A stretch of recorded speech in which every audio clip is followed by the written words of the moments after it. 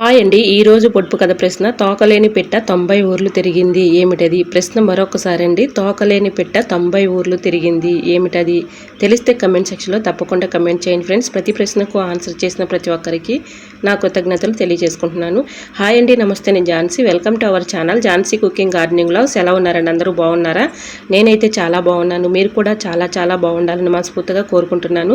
అన్ని useful tips అండి. వీడియోని ఎక్కడ కూడా స్కిప్ చేయకుండా చివరి వరకు చూసి వీడియో నచ్చితే చిన్న లైక్ ఇవ్వండి ఫ్రెండ్స్. మీరు ఇచ్చే చిన్న లైక్ నాకు సపోర్టింగ్గా ఉంటుంది, మరి కొంతమందికి రీచ్ అయ్యే అవకాశం ఉంటుంది కాబట్టి ప్లీజ్ అండి చిన్న లైక్ ఇవ్వటం మాత్రం మర్చిపోకండి ఫ్రెండ్స్. ఫస్ట్ టైం మన ఛానల్ ఎవరైనా చూస్తుంటే ప్లీజ్ అండి ప్రీవియస్ వీడియో చూసి మీకు నచ్చే కంటెంట్ ఉంది అనుకుంటే ఛానల్ని సబ్స్క్రైబ్ చేసుకోండి. ఈ రోజు పెళ్లి రోజు, పుట్టినరోజు జరుపుకున్న ప్రతి ఒక్కరికి కూడా హార్ట్ఫుల్ కంగ్రాట్స్ అండి. Many more happy returns of the day. ఇలాంటి పెళ్లి రోజులు, పుట్టినరోజులు ఎన్నో జరుపుకోవాలని మనస్ఫూర్తిగా కోరుకుంటున్నాను. అన్ని యూస్ఫుల్ టిప్స్ అండి. వీడియోని ఎక్కడ కూడా స్కిప్ చేయకుండా చివరి వరకు చూసి వీడియో నచ్చితే చిన్న లైక్ ఇవ్వండి ఫ్రెండ్స్. ఫస్ట్ టిప్ అయితే తెలుసుకుందాం. ఫస్ట్ టిప్ వచ్చేసి ప్లేట్లో ఇలా ఎగ్స్ పెట్టుకున్నప్పుడు కదిలిపోయి పగిలిపోతాయేమోనని భయపడుతూ ఉంటాం కదండి. అలాంటి భయం ఏమీ లేకుండా ఈ టిప్ అయితే ఫాలో అయిపోండి. చాలా యూస్ఫుల్ టిప్ అండి ఇది. ఇలా మనం ప్లేట్లో పెట్టుకునేటప్పుడు ఎగ్స్ ఇలా సాల్ట్ అయితే మనం ఈ విధంగా సాల్ట్ని అయితే ఇలా వేసేసుకొని అక్కడ కొంచెం ఇలా వేసేసుకొని సాల్ట్ని అయితే ఇలా హోల్స్ లాగా ఏలుతో ఇలా పెట్టేసుకొని తర్వాత మనం ఎగ్స్ పెట్టుకున్నాం అనుకోండి, చక్కగా ఎగ్స్ అయితే మనం ఈ సాల్ట్లో పెట్టుకుంటున్నాం కాబట్టి కదలకుండా అలానే ఉంటాయండి. ఇలా పెట్టుకోవటం వల్ల యూజ్ ఏంటంటే ఎగ్స్ పగిలిపోకుండా అలానే ఉంటాయండి. మనం ఎంత కదిపినా కూడా అవి కదలకుండా ఉంటాయి. సో తప్పకుండా ట్రై చేయండి. ఇలా పెట్టుకుంటే కదలకుండా చక్కగా పగిలిపోకుండా ఉంటాయండి. మనకు పగిలిపోతాయేమని భయము కూడా ఉండదండి. ఈ విధంగా ఎగ్స్ మనం ప్లేట్లో పెట్టుకునేటప్పుడు పగిలిపోకుండా ఉండాలంటే ఇలా ట్రై చేయండి. టిప్ అయితే 100% వర్క్ అవుతుంది.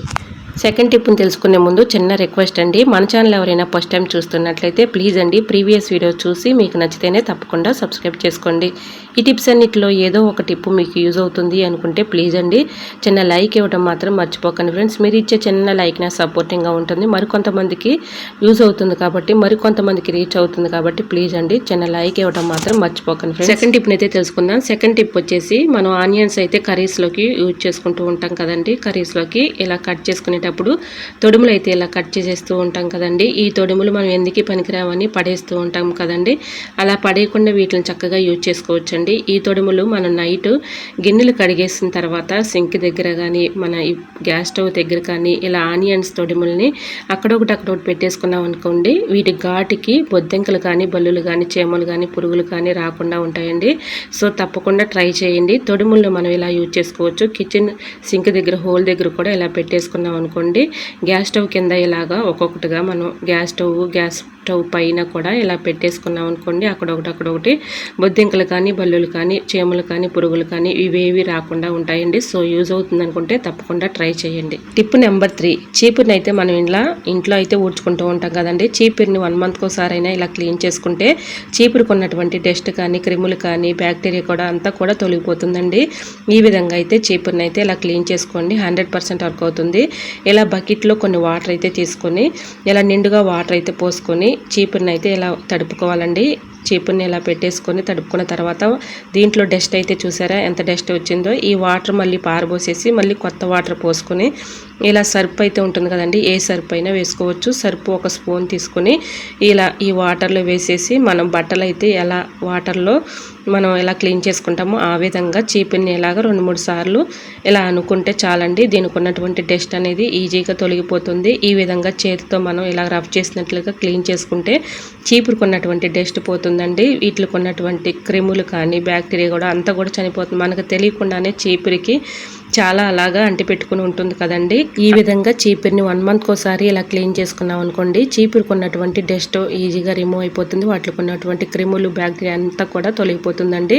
ఇలా ఎండలో పెట్టేసుకుని 1 గంట తర్వాత తీసుకుని వాడుకుంటే చాలా ఈజీగా మనం పని అయితే చక్కగా చేసుకోవచ్చండి. చూసారా, ఈ విధంగా చీపురు అయితే మనకు సంవత్సరం అంతా కూడా వస్తుందండి. ఈ విధంగా క్లీన్ చేసుకున్నాం 1 మంత్కి ఒకసారి వీటికి ఉన్నటువంటి డస్ట్ కానీ క్రిములు కానీ బ్యాక్టీరియా కూడా అంతా కూడా తొలగిపోతుంది. సో తప్పకుండా యూజ్ అవుతుంది అనుకుంటే ట్రై చేయండి. టిప్ నెంబర్ 4, ఫ్రూట్స్ అయితే మనం తెచ్చుకుంటూ ఉంటాం కదండి. ఎక్కువ కాస్ట్ పెట్టి తెచ్చుకున్నప్పుడు అవి పాడైపోతే బాధపడుతూ ఉంటాము. అలాంటి ఇబ్బంది ఏమీ లేకుండా ఇలా ట్రై చేసి చూడండి. సపోటాలను అయితే మనం ఇలా స్టోర్ చేసుకున్నామంటే ఎక్కువ రోజులు స్టోర్ ఉంటాయండి. ఏదైనా ఒక బాక్స్ తీసుకొని దాంట్లో న్యూస్ పేపర్ కానీ టిష్యూ పేపర్ కానీ చిన్న చిన్న ముక్కలుగా కట్ చేసుకొని ఇలా సపోటా కాయలను అంతా చక్కగా ఆ బాక్స్లో పేర్చేసుకొని ఇలా మనం మూత పెట్టేసుకొని ఫ్రిడ్జ్లో స్టోర్ చేసుకుంటే ఎక్కువ రోజులు స్టోర్ ఉంటాయండి. మనం బయట అలానే పెట్టేస్తే సపోటా కాయలు ఊరుకునే పాడైపోతూ ఉంటాయండి. ఈ విధంగా ట్రై చేయండి. ఇలా కాయలను అయితే సపరేట్గా చక్కగా ఈ విధంగా పేర్చేసుకొని మనం మూత పెట్టుకొని ఫ్రిడ్జ్లో స్టోర్ చేసుకుంటే ఎక్కువ రోజులు స్టోర్ ఉంటాయండి. పాడైపోకుండా కుళ్ళిపోకుండా ఉంటాయి. సో తప్పకుండా ట్రై చేయండి. చూసారు, ఈ విధంగా అయితే మనం బాక్స్లో పెట్టేసుకొని ఫ్రిడ్జ్లో స్టోర్ చేసుకున్నాం అనుకోండి, అవసరానికి తీసుకుని వాడుకోవడానికి చాలా ఈజీగా ఉంటుందండి. కాయలు కూడా పాడవకుండా ఎక్కువ రోజులు స్టోర్ ఉంటాయి. సో యూజ్ అవుతుంది అనుకుంటే తప్పకుండా ట్రై చేయండి. Tip number 5. నెక్స్ట్ టిప్ తెలుసుకునే ముందు చిన్న రిక్వెస్ట్ అండి, మన ఛానల్ ఎవరైనా కొత్త వారు చూస్తున్నట్లయితే ప్లీజ్ అండి ప్రీవియస్ వీడియోస్ చూసి మీకు నచ్చితేనే తప్పకుండా సబ్స్క్రైబ్ చేసుకోండి.